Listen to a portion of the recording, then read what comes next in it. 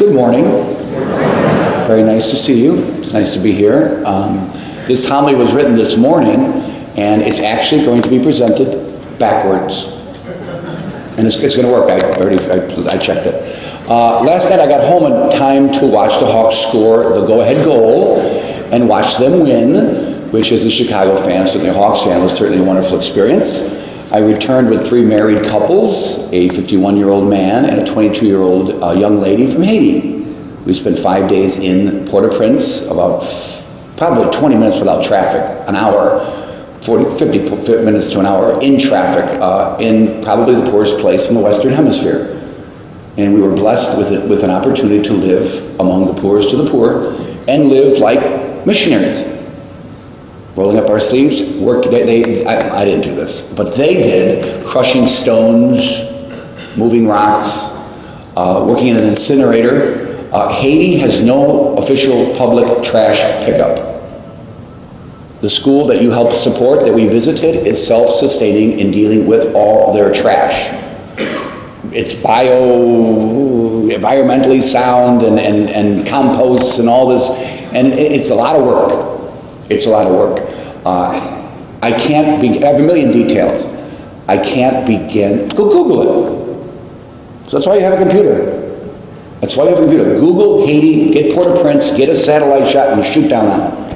You have never seen anything like it. As a matter of fact, at the airport, just being honest family, I'm an honest Father Jay here, I may have too much caffeine. Not sure.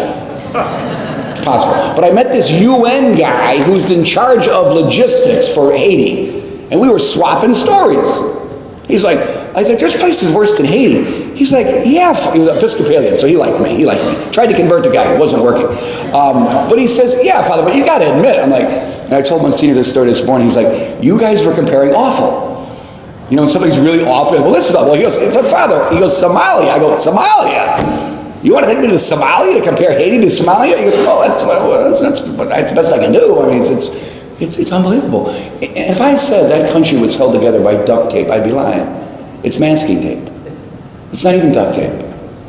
And you get a sense, you get this if you do this, if you go, and I want you to go with me. We've done 8 trips so far, where 50 people have been able to see and experience this immersion under the leadership of Deacon Patrick Moynihan, who spent 20 years of his life living in the poorest country on the face of the Western Hemisphere, in the Western Hemisphere anyway. We can argue, I know I'm getting a stupid conversation about, is India poor? It's bad. It's rough. Can't drink the water. The water makes you sick. You got to chlorify your water. The toilet situation, the sewage situation, the garbage situation, the rubble, the earthquake in 2010, which killed heaven knows how many people.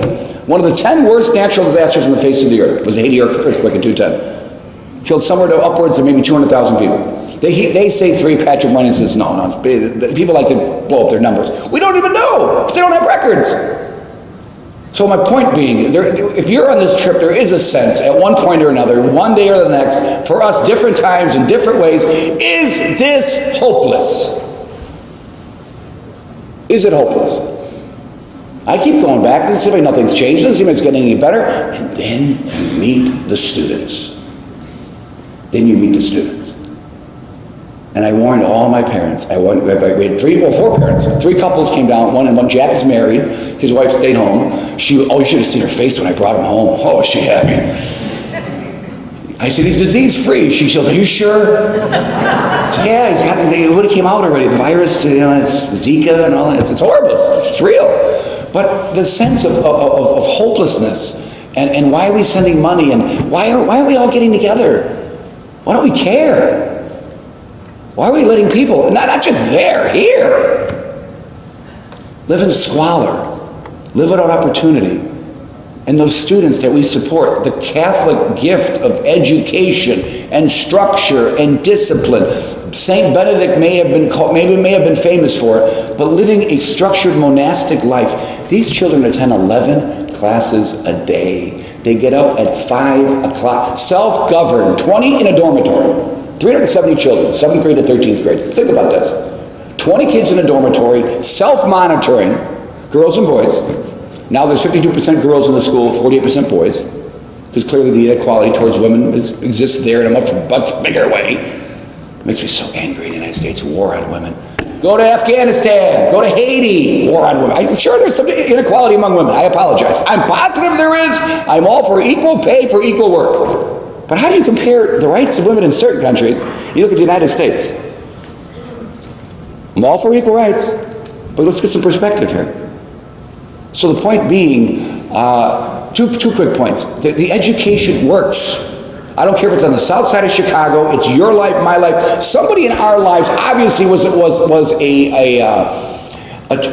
example, a mentor, mom, hopefully mom and dad, but a coach, a teacher, a sponsor.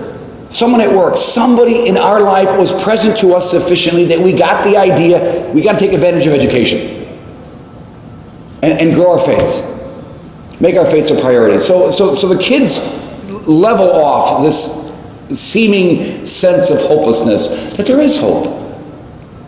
There are successes, but you can't see it in sort of a macro way. You got to see it in a micro way.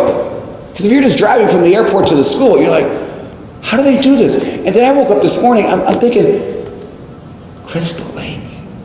God put me in Crystal Lake. I had a glass of water out of the faucet. That's really nice to do that, isn't it? Hey, you guys got working toilets? It's really nice to have a working toilet, isn't it? I didn't go in the fridge, but I got a fridge in the house. True confessions, we got 2 fridges in the house. I think Simon's got one in his room too. I'm not sure. I don't know where he puts his food. I mean, he can't leave it out. I don't know. I don't go to his room. I don't know what's going on. But the point is, so that's one point. That's one point. Another point, Deacon Moynihan, let me tell you how awesome this guy is. Living poverty it's very romantic. Trust me, a lot of our stuff, it weighs us down. Being poor is not poor like you are poor, but choosing to be detached from stuff is very attractive. How attractive is it? Let me tell you how attractive it is. This is a funny story. This guy is so dedicated. He's so committed to raising up those kids in education. We all know that. No one needs to make the further point. Education leads to further opportunities. A trade, a skill, leads to further opportunities. A profession is a way up and a way out of poverty. Real simple. Oh, what's the fastest way to poverty, by the way? Anybody know? Teenage pregnancy. Teenage pregnancy. There are exceptions. Whether it's here or there. Teenage pregnancy, fastest way to poverty. You limit your options, your choices.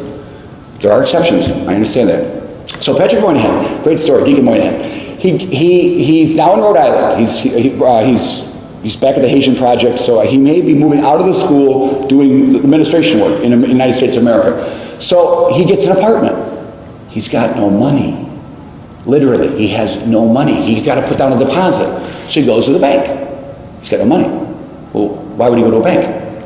His daughter's got some money. He's going to pilfer her account. He'll pay her back. But his name was on it. So he goes to the bank and he tries to get her money. Well, the bank teller's a little confused. She's like, sir, these are the last 4 numbers, but I need all the numbers. He says, I don't have all the numbers. It's my daughter. Here's my driver's license. Sir, this is highly unusual. You should have at least a card. I ain't got a card. I need the money. The apartment's going to be gone. Give me the money. I want my money. She's like, let me get a manager. So the manager walks over and says, look, I don't know what to say. But he's trying to be nice, the manager, and hospitality and relationships and building. He says, look, it's a very small world. It's a very small world, sir. He's at a Bank of America. Is there any chance, I'm trying to help you out here. Is there any chance that your brother is the president of Bank of America? He goes, no, it's not a chance. He's my brother. Sir, I will get you your $247 immediately. He just needed $247 to put money down as a deposit with what he had to get an apartment. He's living large. It's romantic. I lived with these 2 young men in the room from one graduate from Notre Dame, one graduate from Providence College. Their commitment to poverty and living a missionary lifestyle, it embarrassed me with my lifestyle. I got a 211 Buick. I got a big house. I got 2 refrigerators. I got running water. These kids got none of that stuff. And they're living it. And they're living large. And they're loving. And they're giving back. It was powerful. It was a huge, huge shot in the arm. Father, okay, you had a great experience in Haiti. What's the point? I'll tell you the point. We're all missionaries. This isn't extra to being a Catholic. This is not extra to being a Christian. This is who we are. We're people who are supposed to help other people, love one another. I give you a commandment. Love one another. The way they want to be loved? No. The way God wants you to love them. The way God loves us. Living in the Spirit. If you're living in the Spirit. Look, you're at Mass, so again, the people I need to talk to, I know this. Don't you think I know this when I give a homily? Do you ever pity me? You should, well, not because I'm a poor preacher, but do you ever pity me? I'm serious. Like a mom and a dad who raised their kids and the kids take off and don't go to church anymore. I have sorrow for those families. I'm really sorry. I know so many couples who raised their kids, paid the tuition, did all that they could, gave the example, and their kids don't go to church anymore, and I feel bad for those people. And I want you to feel bad for me once in a while, because I know I'm supposed to be talking to the people over there. You're here. What am I going to do? Just don't give homilies? So, because I know this from people. People tell me, oh, Father, I'm in church, and you're giving me these angry looks like this. Now, what am I going to do? I got to talk to somebody. But the senior's tired. He's like, go away. I'm trying to read the paper. Mass for me is at 10:30. Go. There's a lot of rooms in this house. Find one. Just not this one. I'm like, okay. Stop drinking so much coffee. So I know you're the A team. What am I going to do? I got to talk to somebody. But living in the Spirit, this is what we say. We come to Mass. We love Christ. You got the right church. Someone got you to the right church, and hey, oh my God. There's a million different Christian churches. There's one Catholic church. And now, I'm going, this is a tangent. It's actually a long holiday. Who cares? That we might have to kick out Seventh-day Adventists from the school. They keep bashing the church. We don't make you Catholic. We don't make you Catholic. We pay for your tuition. We give you room and board. We do everything for you. We don't make you Catholic. Stop bashing us. Please. We're paying for your tuition. People you don't even know are paying your tuition to get you up and out, to get a life, to have a trade, to go to college, and you want to slam us and call us words I can't use from the pulpit that they misinterpret from the book of Revelation that their preachers teach them. That's the next thing that's going to happen. I know it's going to happen. I'm voting for it. Sorry. My dad was a police officer. I didn't grow up rich. Not rich now. We're going to give you something. I expect to thank you. I don't expect to hand you a gift and you go, no. What did you say? Give me that back. That's just how I roll, bro. Oh, sorry, sis. That's just how I roll. If I'm going to give you something, don't bash me when I give it to you. Anyway, the point being, I probably lost the point. Oh, if you're living in the Spirit, this is us.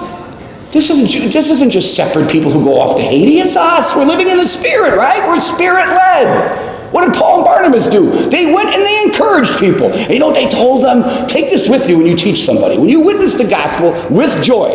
I cannot underscore that enough from Haiti, those of us who went.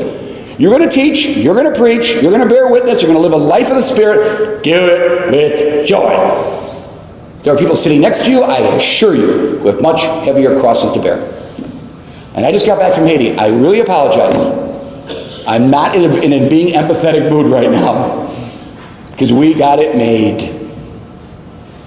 And by the way, I know, it's another tangent. The men got together at one point, and one of the men with us has a really ailing mother. And dementia is setting in. And it's very sad. We're experiencing it. And there was a point in our discussions among the men. The women were separated with the women, the men were with the men. It was a led meditation. And the point was, we're all going there. We're all going there. We're all going to a nursing home or someone's house. I mean, you know that, right? I mean, we don't get to live this life of mobility forever. Age sets in. I'll be 50. I don't feel if I feel. When once you feel, I act like I'm 18, but anyway, I don't feel 50. We're all getting older. This is us. Why not live it? Why not live it? Why not do it? Do it now. You can't put this off for tomorrow. Live it.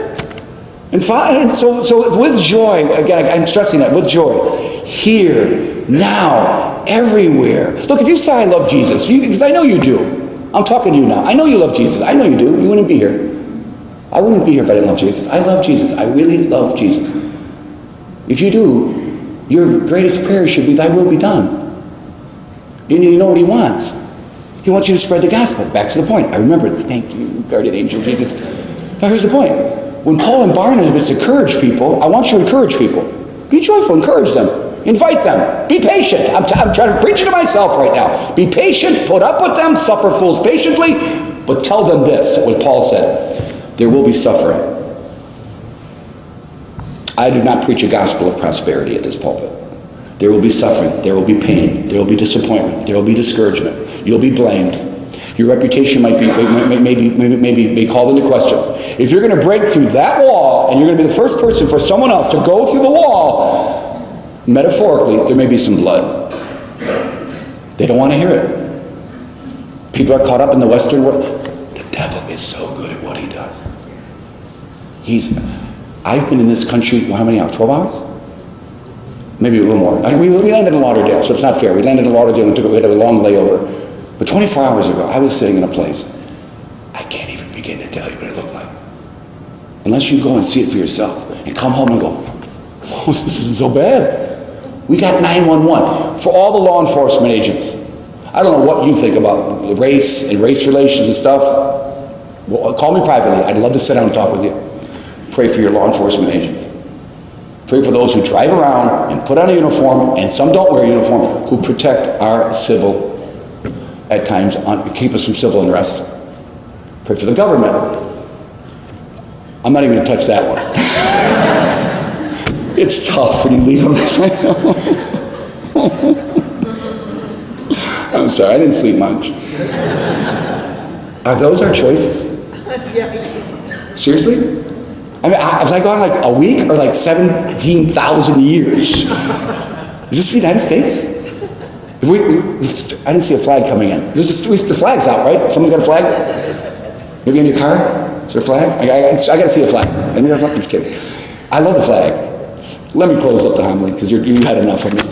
Okay, so this morning I awoke, and I'm just telling you what I did. I do it all the time, but I did it again very, very intentionally, as Monsignor tells me to do, very literally. Jesus, I love you. I love you. You're the center of my life. You're the source of my joy. You're the end of my life. I've got nothing without you. I'm nobody without you. I thought about all the missionaries out throughout the world who are living in conditions you and I can't begin to imagine, who are teaching, preaching, educating, providing medicine, clothing, sewage treatment, clean water, the stuff I've been taking for granted my entire life. Thank you for them. Thank you for their commitment. Make me more committed. Right now, we say it in our hearts, Jesus, I love you. I love you. And at communion time, we clearly mean it. We clearly mean it. We're Catholics, man. We got it. We got it. God gave it to us. We ain't perfect. I ain't perfect. But he gave me, doctrinally speaking, he gave me the best worship. He gave me the best way to be intimate with him, best way to be his buddy, best way to be his best friend. And his heart's going to go into my heart, and my heart's going to go into his heart, and we're going to be one. And I pray for all of us that out of a heart full of God's love, we would follow his most authentic and explicit command, by his grace and mercy, to love one another.